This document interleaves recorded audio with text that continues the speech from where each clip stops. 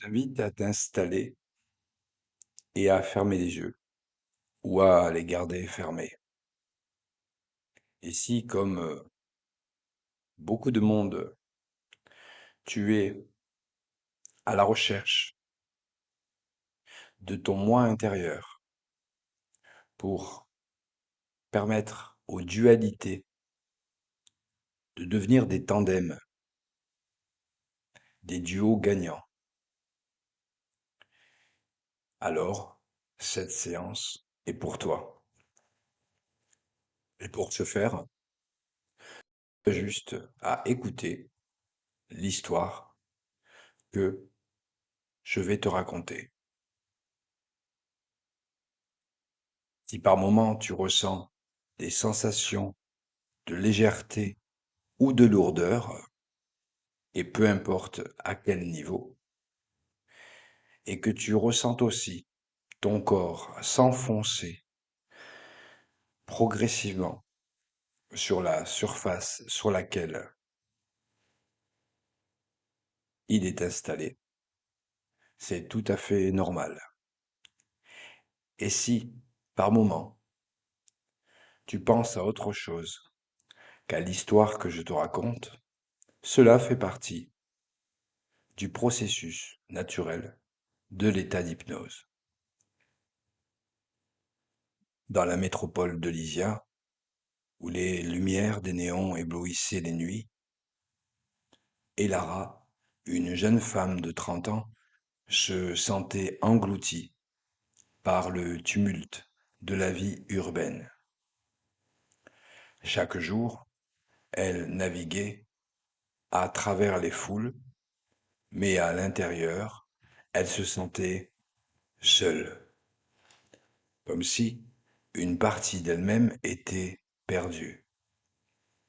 Une nuit, alors qu'elle contemplait le ciel étoilé depuis son balcon, une pensée lui traversa l'esprit. Il doit y avoir plus que cela. Cette phrase résonna comme un appel, une invitation à explorer son monde intérieur. En quête de réponses, Elara se mit à parcourir des librairies ésotériques et des cafés spirituels. C'est là qu'elle rencontra Lior, un homme d'une quarantaine d'années, sage et mystérieux. Il avait une aura apaisante et parlait de la nécessité de plonger à l'intérieur de soi pour découvrir ses vérités.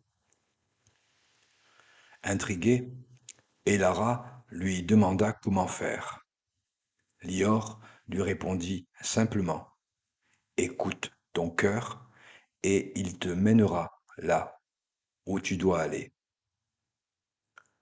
Encouragée par les mots de Lior, Elara commença à tenir un journal. Chaque matin, elle s'éveillait avec l'intention d'écrire ce qu'elle ressentait. Les pages remplissaient rapidement de pensées, de rêves et d'angoisses. Mais au fur et à mesure qu'elle écrivait, des souvenirs enfouis refaisaient surface.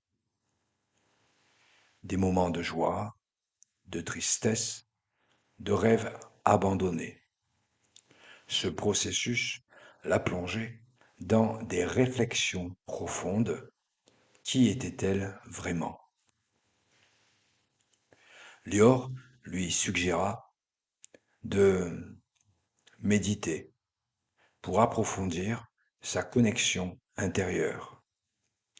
Le premier jour, assise dans son salon, elle ferma les yeux et se concentra sur sa respiration. Les pensées affluèrent, perturbant son calme. Comment puis-je trouver la paix? Se demanda-t-elle. Pourtant, à chaque expiration, Elle sentait une tension se relâcher. Petit à petit, elle apprit à observer ses pensées sans jugement, découvrant un espace de tranquillité à l'intérieur d'elle-même. Un jour, en méditant, Elara fut submergée par une vision.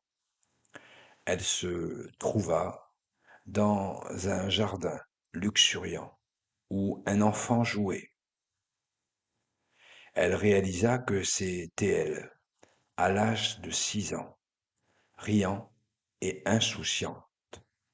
Cette vision la toucha profondément. Elle se remémora son amour pour le dessin, une passion qu'elle avait abandonnée. Cette rencontre avec son enfant intérieur la poussa à explorer ce qu'elle avait laissé derrière. Inspirée par sa vision, Elara sortit ses vieux crayons et ses carnets de croquis. Chaque coup de crayon était une libération, une façon de reconnecter avec son essence. Elle peignait des paysages imaginaires, des visages, des émotions. L'art devint un moyen d'exprimer ce qu'elle avait du mal à verbaliser. Ses créations, vibrantes et pleines de vie, reflétaient son voyage intérieur, chaque toile étant une fenêtre sur son âme. Cependant, le chemin de la découverte n'était pas sans obstacles. Des ombres du passé refaisaient surface, des souvenirs de traumatismes oubliés. Elle se remémora une trahison d'amitié qui l'avait profondément blessée. Ses pensées la hantèrent, lui rappelant les cicatrices émotionnelles qu'elle avait cachées. Elle comprit qu'elle devait affronter ces ombres pour avancer. Une nuit, alors qu'elle peignait, Elara ressentit un besoin pressant d'écrire une lettre à son ancien ami pour exprimer ses sentiments non résolus. Elle versa son cœur sur le papier, libérant des émotions longtemps refoulées. Ce fut libérateur. En envoyant la lettre, elle sentit un poids se lever. Elle avait enfin pris le contrôle de son récit, transformant la douleur en force. Encouragée par ses progrès, Elara rejoignit un cercle de méditation dirigé par Lior. Les rencontres hebdomadaires rassemblaient des âmes en quête de vérité. Ensemble, ils partageaient leurs expériences et leurs luttes. Et Lara se sentit accueillie, entourée de personnes qui comprenaient ses combats intérieurs. Les histoires des autres l'inspirèrent, renforçant son sentiment d'appartenance. Au fil du temps, Elara apprit que la vulnérabilité était une force. Lors d'une séance, elle partagea ses luttes avec les autres. Au début, elle hésita, mais en ouvrant son cœur, elle découvrit un soutien inestimable. Les autres partagèrent également leurs peurs et ensemble, ils créèrent un espace de guérison. Et Lara réalisa que la connexion authentique était essentielle dans son cheminement. Une nuit, alors qu'elle méditait, Elara se revit dans son jardin d'enfance, jouant avec des fleurs. Elle comprit que cet enfant en elle avait besoin d'attention et d'amour. Elle se promit de nourrir cette partie d'elle-même. Cela devint un rituel. Chaque semaine, elle passait du temps à faire des activités simples, comme dessiner ou explorer la nature, reconnectant ainsi avec son essence pure. Au fur et à mesure que sa pratique de la méditation se renforçait, Elara inventa des rituels personnels. Elle allumait des bougies, écrivait des intentions et se tenait devant un miroir pour se parler avec bienveillance. Ces gestes devinrent des outils puissants pour renforcer sa confiance en elle. Chaque rituel renforçait son lien avec son moi intérieur, l'aidant à se voir sous un jour nouveau. Un jour, Lior l'invita à une retraite spirituelle dans la forêt. Et Lara, à la fois excitée et nerveuse, accepta. Lors de la retraite, elle dut faire face à ses peurs les plus profondes. En étant confrontée à des exercices de groupe, elle réalisa que ses insécurités étaient partagées par beaucoup. Cette prise de conscience l'aida à voir que chacun portait ses propres fardeaux et elle se sentit moins seule. Pendant la retraite, Lara participa à une cérémonie de purification. Elle plongea dans une rivière sacrée, libérant ses peurs et ses doutes. L'eau fraîche et vivifiante symbolisait une renaissance. Elle émergea avec un nouveau sentiment de légèreté, comme si elle était enfin prête à embrasser sa véritable identité. Ce moment marqua un tournant dans sa quête intérieure. De retour chez elle, Elara commença à écouter son instinct. Elle se mit à prendre des décisions basées sur ce qu'elle ressentait plutôt que sur les attentes extérieures. Cela l'aida à se libérer des chaînes du jugement.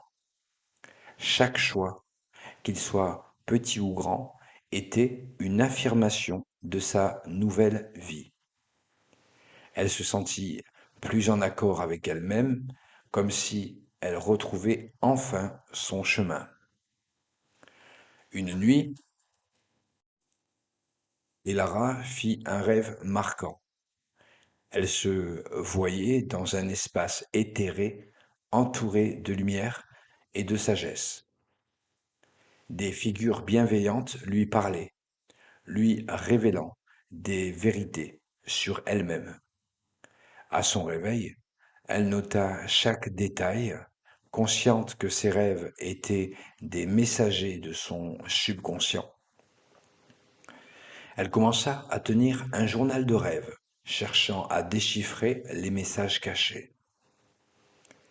Un jour, lors d'une méditation profonde, Elara se connecta à ses ancêtres. Elle ressentit leur présence bienveillante, leur force et leur sagesse. Ils lui révélèrent des leçons sur la résilience et la guérison. Nous sommes tous interconnectés, lui chuchotèrent-ils. Cette expérience l'aida à comprendre que son voyage personnel était aussi une situation et une continuation de l'histoire familiale. Lila, une amie de longue date, invita Elara à un atelier de guérison pour le son. Là, elles se laissèrent porter par les vibrations de bols chantants. Les sons résonnèrent dans leur corps, libérant des émotions enfouies. Et Lara pleura, laissant échapper des années de douleur. C'était une libération, un nettoyage émotionnel qui la rapprocha encore plus de son authenticité. Avec le temps, Elara apprit à accueillir toutes ses émotions, même celles qu'elle avait autrefois rejetées. Elle comprit que la tristesse, la joie, la colère et la peur faisaient toutes partie de son expérience humaine. Chaque émotion était une enseignante, lui offrant des leçons précieuses. Ce changement de perspective transforma sa relation avec elle-même. Et Lara recommença à créer avec passion. Chaque toile devenait une célébration de son voyage intérieur. Elle organisa une exposition dans un café local où elle partagea son art et son histoire. Les visiteurs furent touchés par la profondeur de ses œuvres, reconnaissant leur propre lutte à travers ses créations. Ce fut un moment de connexion authentique, une célébration de la vulnérabilité. L'expérience de l'exposition attira d'autres âmes en quête de guérison. Et Lara et Lior décidèrent de former un groupe de soutien.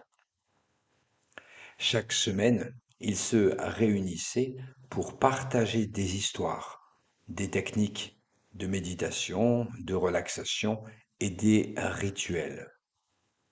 Le groupe devint une communauté, un espace où chacun pouvait s'exprimer sans jugement, car ensemble, ils cheminaient vers la guérison. Cependant, la vie n'était pas toujours douce, et Lara fit face à des défis financiers et à des relations tendues. Parfois, la tentation de retourner à ses anciennes habitudes refaisait surface. Mais grâce à sa pratique spirituelle, elle apprit à naviguer dans ces tempêtes avec grâce. Elle se rappela que chaque épreuve était une opportunité de croissance, un moyen de renforcer sa résilience. Un jour, Lior proposa un voyage en retraite dans un lieu spirituel éloigné. Et Lara hésita, mais finalement, elle accepta. Ce voyage dans l'inconnu fut transformateur. Elle se retrouva dans un paysage magnifique, entouré de montagnes majestueuses et de rivières cristallines. Cette immersion dans la nature raviva son âme, lui rappelant la beauté du monde et la magie de l'instant présent. Au cours d'une méditation en pleine nature, Elara eut une révélation. Elle devait partager son histoire par écrit. Les mots jaillirent comme une cascade, remplissant son carnet de réflexions et de récits. Elle comprit que sa voix pouvait inspirer d'autres à explorer leur propre vie intérieure. Cette prise de conscience devint un moteur puissant dans son voyage. De retour chez elle, Elara se mit à écrire chaque jour. Ses réflexions, ses poèmes et ses récits de voyage prenaient vie sur le papier. L'écriture devint une forme de thérapie, un moyen d'explorer ses pensées les plus profondes. Elle se sentit libérée, comme si chaque mot était une clé ouvrant des portes vers des nouveaux horizons. Au fil des mois, Elara transforma son récit en un livre. Elle partagea ses luttes, ses découvertes et ses leçons avec le monde. Son livre, intitulé Voyage vers l'intérieur, devint un guide pour d'autres en quête de leur propre vérité. Les retours furent émouvants, des lecteurs lui racontant comment ces mots avaient touché leur cœur. Pour célébrer ce nouveau chapitre, Elara organisa un événement de lancement. Le café était rempli de visages familiers et de nouveaux amis. Les rires résonnaient et la joie d'être ensemble était palpable. Elra se tenait sur scène, le cœur battant, prête à partager son histoire. En voyant les regards admiratifs, elle se rendit compte à quel point elle avait évolué. Après la publication de son livre, Elara décida davantage de temps à la nature. Chaque promenade dans le parc, chaque randonnée en montagne lui rappelait la beauté de la vie. Elle s'émerveillait des petits détails, le chant des oiseaux, le parfum des fleurs, la danse des feuilles au vent.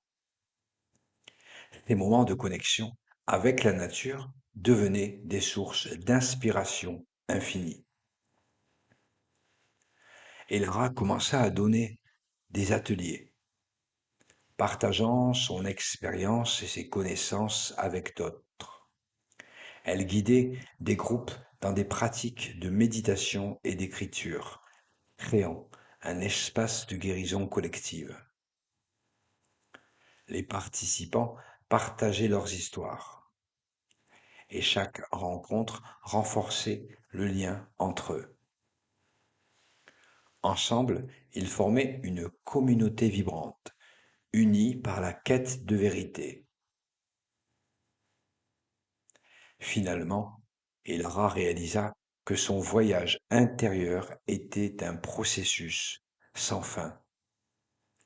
Chaque jour était une nouvelle opportunité d'apprendre, de grandir et de s'épanouir. Elle embrassa le changement comme une partie intégrante de sa vie, main dans la main, avec ses amis et sa communauté.